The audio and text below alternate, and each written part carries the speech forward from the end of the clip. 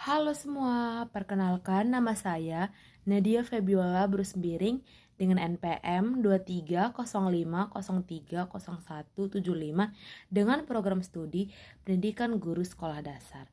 Baiklah, di video kali ini saya akan menjelaskan tentang administrasi pembelajaran pada kurikulum merdeka. Sebelumnya kita sudah mengetahui apa itu administrasi pembelajaran pada kurikulum merdeka, dirangkum sebagaimana proses pembelajaran, proses pelaksanaan, dan proses evaluasi pembelajaran yang dilakukan oleh guru dalam suatu pendidikan. Dibandingkan dengan kurikulum sebelumnya, kurikulum merdeka juga memberikan keluasan lebih besar kepada guru untuk menyesuaikan pembelajaran dengan kebutuhan peserta didik yang saat ini sangat berbeda-beda. Baiklah, di sini saya akan juga menjelaskan tentang perencanaan pembelajaran. Meskipun tidak seketat kurikulum 2013, perencanaan tetap penting. Dokumen yang harus disiapkan, yang pertama itu CP ataupun capaian belajar, digunakan untuk acuan untuk menyelesaikan kompetensi yang diharapkan. Yang kedua adalah kebutuhan ATP ataupun alur tujuan pembelajaran, di mana kita harus menggantikan silabus yang sesuai dengan bahan ajar berupa alur kompetensi yang ingin dicapai dalam periode tertentu. Dan yang langkah ketiga itu ialah modul ajar, di mana kita harus menggantikan RPP berisi komponen kurikulum, berisi tujuan pembelajaran, kegiatan pembelajaran, dan asesmen baik pun media ataupun alat pembelajaran. Di sini guru juga diperbolehkan menyusun RPP secara mandiri, memodifikasi ataupun menyusun modul ajar tidak sesuai dari pemerintah. Dan yang terakhir itu adalah KOSP ataupun Kurikulum Operasional Satuan Pendidikan, di mana memiliki dokumen kurikulum yang disusun dari sekolah sebagai paduan pelaksanaan kurikulum. Langkah selanjutnya ialah kita harus memperlaksanakan pembelajaran, di mana pembelajaran harus mencakup jurnal harian yang berisi catatan pelaksanaan pembelajaran harian, termasuk kehadiran siswa dan hal-hal yang penting dalam proses pembelajaran di dalam kelas. Yang kedua, absensi siswa. Dan yang terakhir, penggunaan media dan sumber belajar yang relevan dan sesuai dengan frekuensi kebutuhan siswa di saat ini.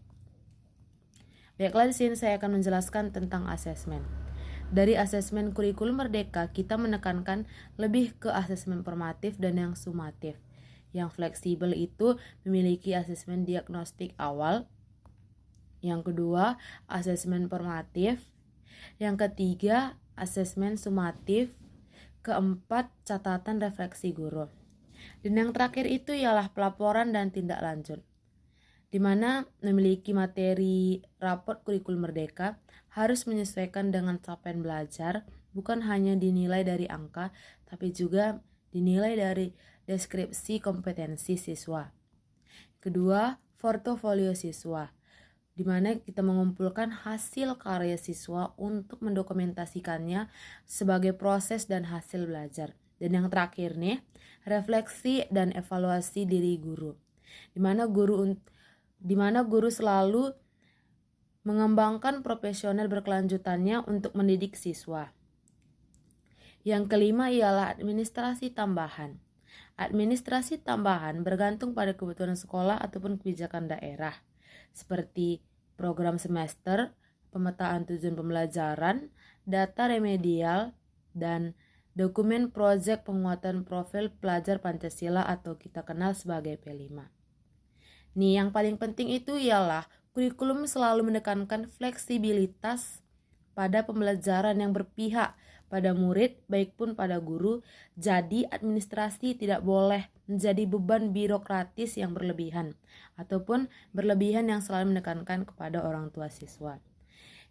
Terus, guru juga selalu didorong untuk lebih fokus pada proses pembelajaran yang bermakna, bukan hanya sebagai dokumentasi. Baiklah semua, di sini saya akan menjelaskan tentang administrasi pembelajaran di dalam kelas. Administrasi pembelajaran dalam kelas itu meliputi jurnal mengajar yang berfungsi sebagai mencatat aktivitas harian guru dan materi yang diajarkan. Yang kedua itu absensi siswa, di mana guru selalu memantau kehadiran siswa. Yang ketiga, catatan perkembangan siswa. Guru juga selalu memantau aspek sikap, aspek keterampilan dan kognitif siswa di dalam kelas. Dan yang terakhir itu logbook project untuk P5. Di mana untuk mencatat proses pelaksanaan proyek oleh siswa. Dan sini saya akan menjelaskan juga tentang administrasi evaluasi pembelajaran. Administrasi evaluasi pembelajaran memiliki 5 jenis dokumen. Dokumen pertama, instrumen asesmen, berfungsi untuk membuat soal, untuk membuat penilaian, ataupun lembar observasi.